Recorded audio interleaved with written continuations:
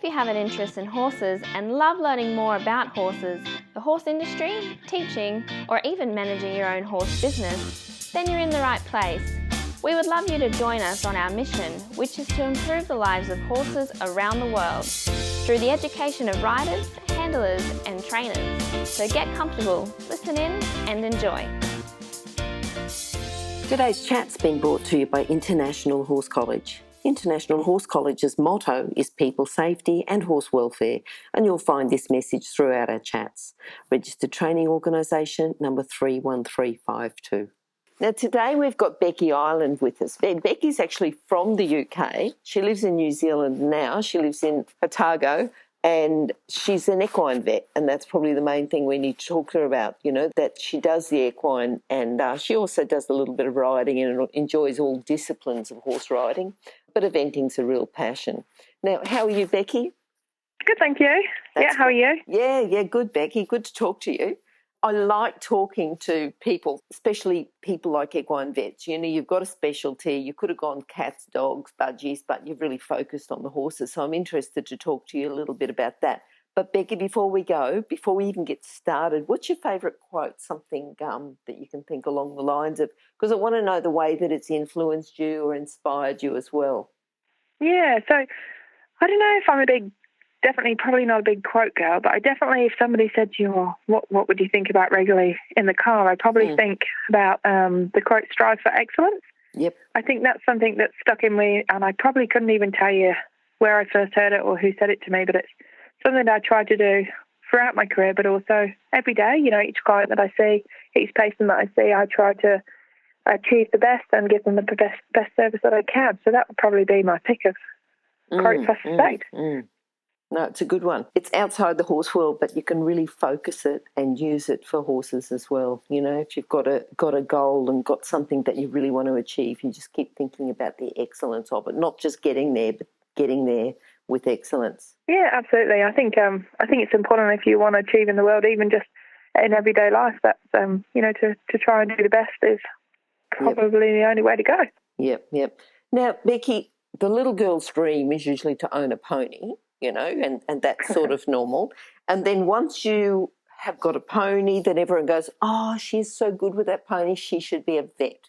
Okay, now that's pretty typical that I think most people that have horses go through a stage where they want to be a vet. But is this strive for excellence that you've decided that you wanted to be a vet and you've decided that's what you're going to do, or was there something that happened that made you choose to be a vet? Yeah, probably. It's probably a little bit different for me, actually. And I think the strive for excellence has come just a little bit in my personality, but probably wanting to be a vet came from the fact that I really wanted a horse as a child. And being in the UK, we lived in town, and my parents were separated. We didn't have lots of spare money, so that probably wasn't something that was an option. My granddad always said if he won the lottery, he'd buy me a horse. So I used to go to a riding school and help out all day for a 15-minute free ride on a Sunday. Yep. And my mum always used to say to me, you know, you can't have a horse. And I'd say, why not, Mum? And she says, because the vet bills are too expensive. So I thought, right, well, if I want a horse, then I need to be able to provide my own vet care. So that's probably where it all started. Oh, yep. I find myself that the farriers are more expensive sometimes, if you don't have the big emergency, but you always worry about that emergency, I suppose. Yeah, well, that was the next thing she says. Also, the shoeing's too expensive. So I thought, oh, well, I'll just do one of the two at this stage. I'm probably not going to do both. So, yeah, here I am. Good. Now, if other people, you know, because you'd come across lots of girls that, you know, have got horses, or lots of people that would like to be a vet, and people that would even like to work in the horse industry. What sort of person do they have to be? I think anybody can be a horse vet or a vet to start with, and then, you know, specialise in the horse industry afterwards. If they just are really ready to commit and try hard. Obviously, you do need a middle level of intelligence, but it's more about just the sheer amount that you want to learn and the sheer passion that you have to provide a service for people. Because I do, as well as it needing to be like an academic career, it's also a service industry. And, you know, it is about looking after your patients and your clients from a little bit like being a waitress, really, you know, in the hospitality sort of world. So I think anybody that wants to work in the horse industry, they do need to be prepared for hard work and commitment, but anyone can do it, you know, and a lot of people now when they're maturing, they think, oh, I'm not intelligent enough to be a vet, so they go and become a nurse or a technician.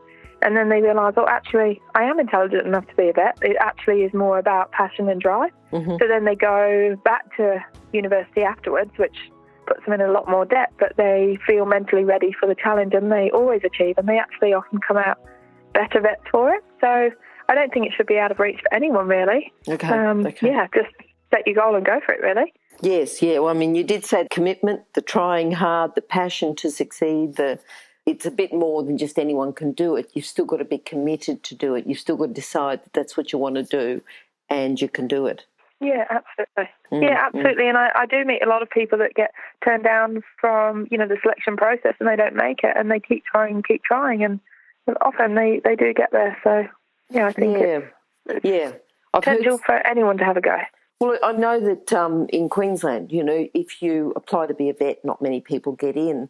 But if you apply to do a science degree and you do the same subjects that vets do, the same basic and they're coordinated subjects, the vet science does them, but the science does them, and then you realise that you've done all your first year vet subjects in your science degree, then you can swap over to veterinary a lot easier, and because you've already committed to that first year. Yeah, absolutely.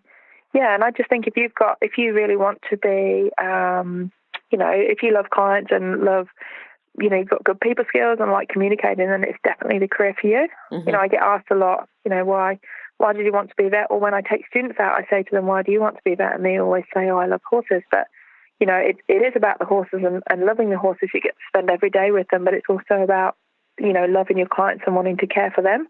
Yep. And, it's definitely about communication and dealing with people. That's probably the most important part of the career. What do you think's the best thing about being a vet? Besides being a childhood dream, now that you are a vet and you're working with people, is that the best thing? The people, the horses? Yeah. I think feeling like you've made a difference and really helped an animal right there and then. Mm-hmm.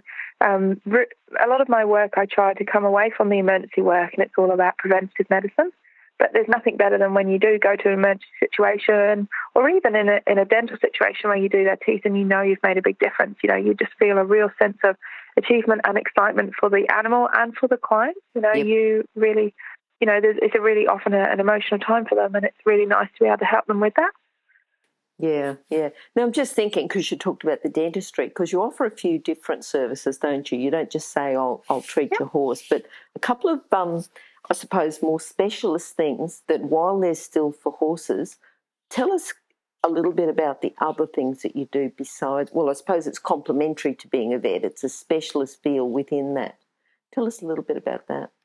Yeah, so I do go out and see, obviously, just your normal itchy horse and, a horse has got a sore on its leg, that sort of thing. But, I try to provide a full-round service, so anything that my clients need in the area I can do. Mm-hmm. So dentistry is a really important one, especially it could be done really well. So I provide a good dental service that's hand rasping or power tool work, and it totally depends on the animal's needs. And you can do it with or without sedation, depending on the animal's behaviour on the day. We provide radiographs, a digital radiograph, so that's quite a new thing, and I think it's vital to the equine vetting to really have digital X-ray now. So you can take X-rays in the field and bring the images up straight away, and it means that you can interpret them and make decisions on them. It's quite often used for remedial farriery work now as well. We can change angles in their feet to help with their performance. And on top of that, you can do ultrasounds and endoscopy, where you put a camera quite often up into the upper airways or into the pouches inside their head to check for abnormalities, if there's nasal discharge or sometimes laryngeal problems. And on top of that, reproduction work, so I provide breeding services. And on-site laboratory as well. So if we need to take samples, urine samples or joint fluid samples out of hours, then, you can analyse it here as well. So, yeah, quite a wide service, but I think all first opinion services and things that clients do really need on an everyday basis. Okay. Thinking about from when you first started, from when your mum said you can't have a horse because vets are too expensive. Yeah. And this is money aside, because, money's always a problem. What do you think your biggest challenge has been to get to where you are now with your own practice? Yeah, Honestly, I think it's people have probably been my biggest challenge. Mm-hmm. There are a lot of lovely people in the horse industry, but there are a lot of passionate people in the horse industry. And unfortunately, there are also a lot of people in the horse industry with egos ready to tell you that you're not good enough, or, you know, you can't do that, or there's people better.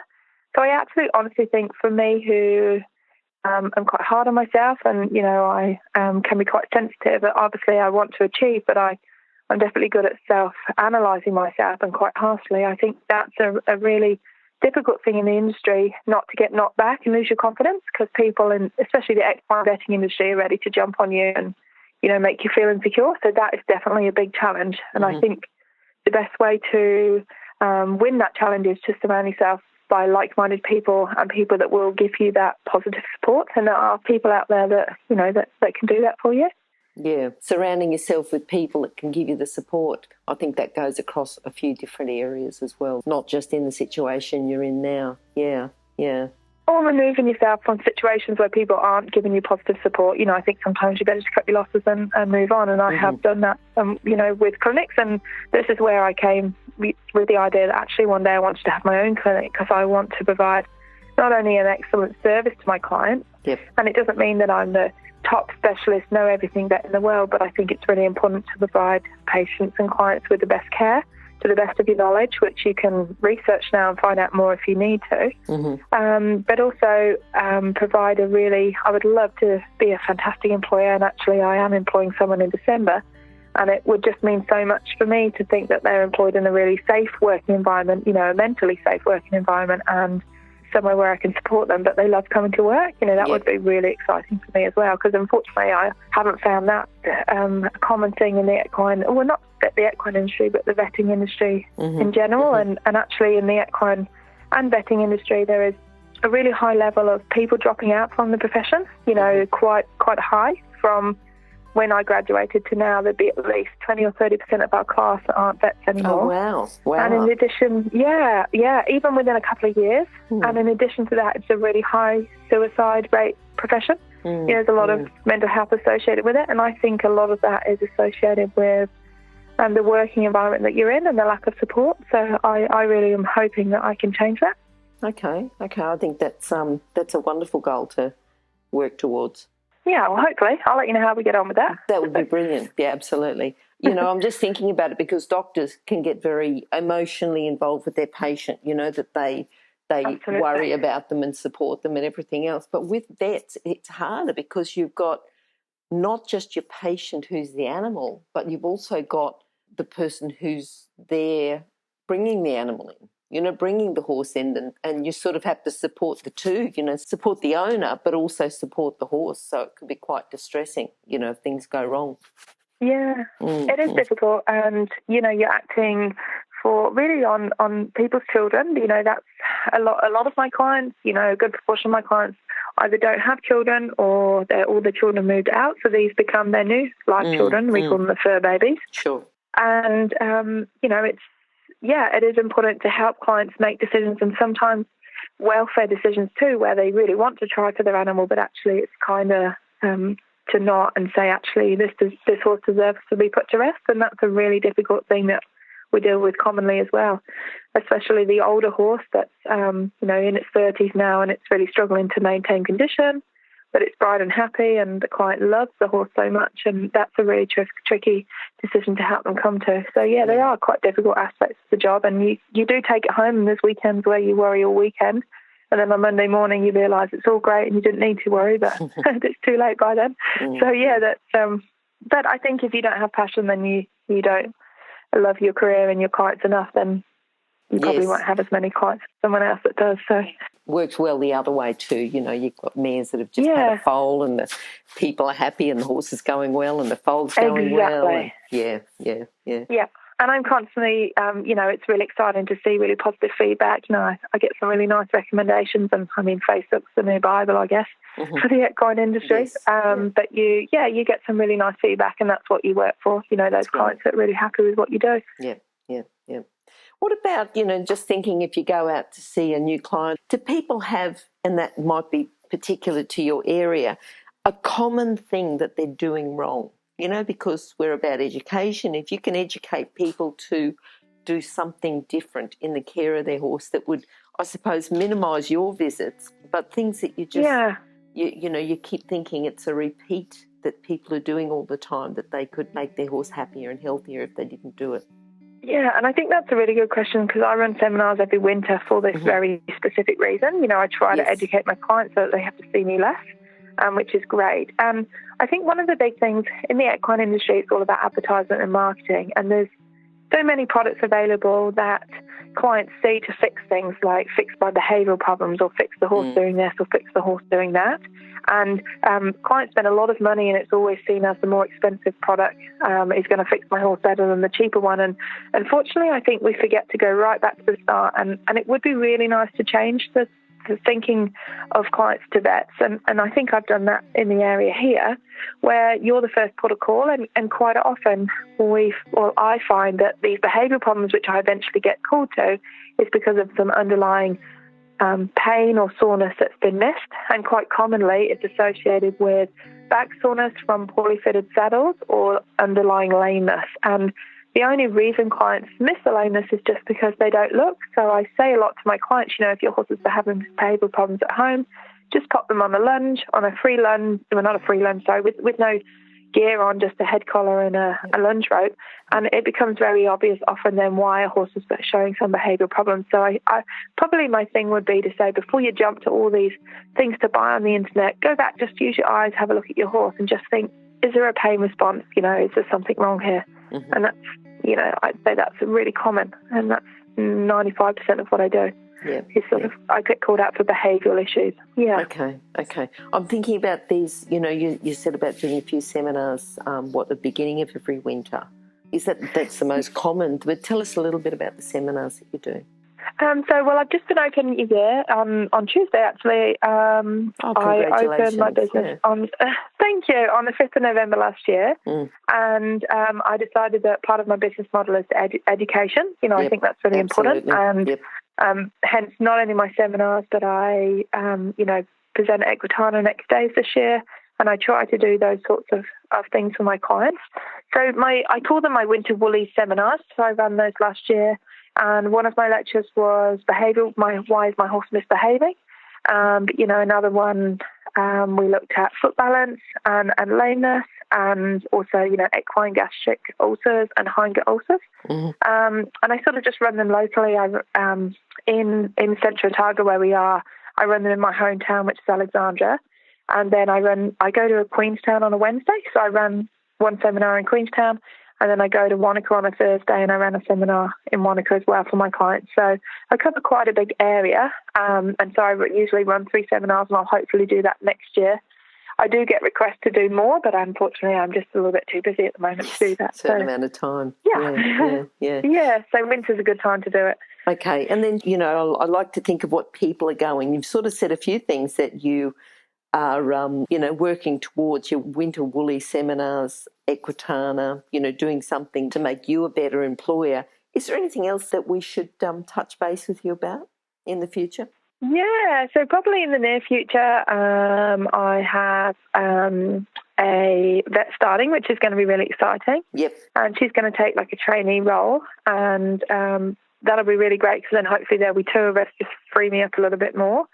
I do have ideas with the local farriers here that it would be really great if we could run like a vet conference. So I did run one, I think it would be about 2 months ago now, where we got clients in for the day, and we worked with the farrier to trot up our horses and x-ray them and work together to try to improve foot balance, because quite often that shoeing and foot balance can help increase performance, and it also, when it goes wrong, can be cause of lamenesses. And so that's something, we called it the podiatry day. That's something that we definitely would look to do in the future. I think probably each year I would still like to try to do Equitana and Equidays if they're still running and if they'll still have me. And it would be really nice maybe one day to have some sort of New Zealand online forum where, they could ask questions and I can help them, from an online basis. But a little bit too busy at the moment to look into that. But yeah, that's, that's probably just in the short term, the next year or two, where I'd like to hope my business would go. Good.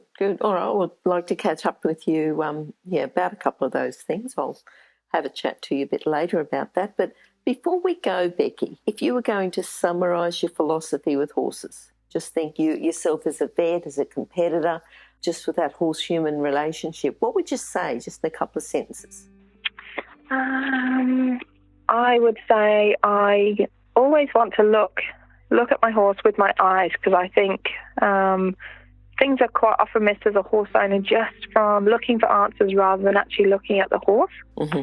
And I would say that I met one of the best veterinarians I've ever worked with in the world, Professor Joe Mayhew. He is getting towards retirement age now, but he's world renowned for his veterinary knowledge. And when I worked underneath him as an intern at Massey University, he would always teach me to question why. And he said, if you are going to treat this horse with antibiotics, why? Or if you're going to use anti-inflammatories, why? And I think it's something that's really stuck with me. And a little bit of my personality is a little bit like that, but I always question why. Yep. And I say that to my clients as well. I say, if you're going to buy something or you're thinking of doing something with your horse, ask why and ask your vets why. And if between you don't understand why, or you can't realise why you're doing it, then, maybe actually that's not the right answer. You shouldn't be. So, yeah, probably from him, that would be on a daily basis. I want to use my eyes and really make sure that what I'm doing is the right thing. And I always question myself every day to make sure. Yep. I think, riding-wise, training-wise, everything else, the whole question why, it's a good one.